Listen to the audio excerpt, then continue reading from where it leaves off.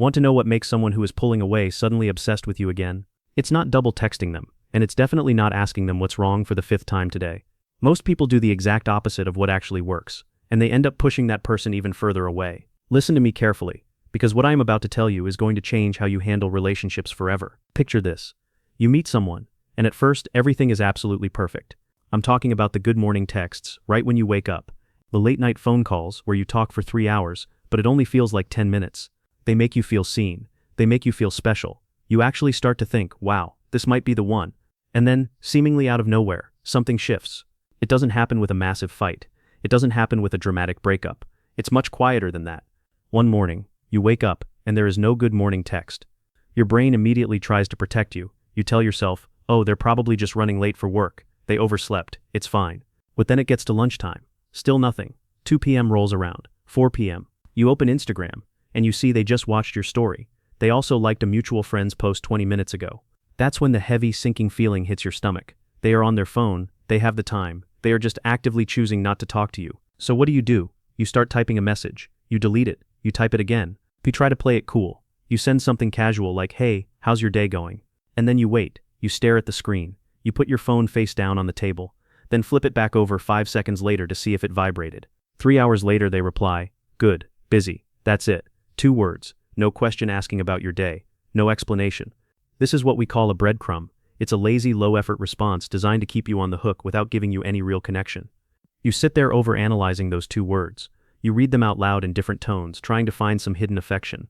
Did I do something wrong, you think? Was I too clingy yesterday? Did they misunderstand that joke I made? You are putting all the blame on yourself. You are driving yourself crazy, while they are living their life completely unbothered. Eventually you can't take the silence anymore. You break. You send the paragraph text. Hey, it feels like things are a bit off between us. Did I do something to upset you? I really care about you and just want to make sure we're okay. Well, what do they say? You're overthinking it. I'm just busy. Why are you acting so needy? Boom. They just flipped the script. They pulled away, ignored you, disrespected your time. But now somehow, you are the problem. You apologize for bringing it up. You say sorry for expressing your feelings. You shrink yourself down just to keep the peace. From that day on, you become a doormat. You bend over backwards trying to be the chill person. You let them cancel plans without complaining. You accept their lazy texts. You never ask for anything, hoping that if you are just easy enough, they will come back to how they used to be.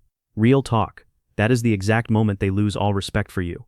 When you chase someone who is pulling away, you are handing them all of your power on a silver platter. You are telling their subconscious mind, I don't value myself, so you don't have to value me either. You become a desperate option. And nobody, I repeat nobody, is attracted to desperation. So stop doing that right now. If you want to flip the dynamic, if you want them to feel the crushing anxiety of losing you, you have to use the mirror habit. The mirror habit is brutally simple. Whatever energy they give you, you reflect it back, but colder. If they take 1 step back, you take 2 steps back. If they take 6 hours to reply to your text, you take 12 hours to reply to theirs. If they give you a 1-word answer, you give them a thumbs up emoji and let the conversation die.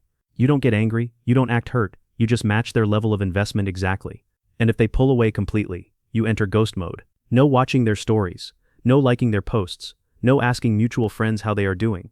See, when you are always checking in, always available, you become like air to them. People don't think about air because it is always there, it's guaranteed. But what happens when you take the air away? Suddenly, it is all they can think about. Their brain wakes up. They start wondering, wait, why aren't they texting me? Did they move on already? Was I that easy to forget? All that anxiety you were feeling earlier, you just handed it right back to them. Your absence becomes way louder than your presence ever was. But you don't just sit around in ghost mode staring at the wall. While you are ignoring them, you level up. You hit the gym. You hang out with friends who actually respect you. You start doing the things that make you genuinely happy. Not fake happy for social media, but real, bone-deep happiness that radiates out of you. And word gets back to them. They hear from a mutual friend that you are doing amazing. This destroys their ego. They thought you would be broken without them. They thought you would be waiting in the wings forever. Then right on schedule, your phone buzzes. It's them. Hey, thinking about you. Or maybe just a late night miss you. This is the test. Do not fail this test. Weak people get excited. They reply immediately. They jump right back into the dynamic and lose all their progress.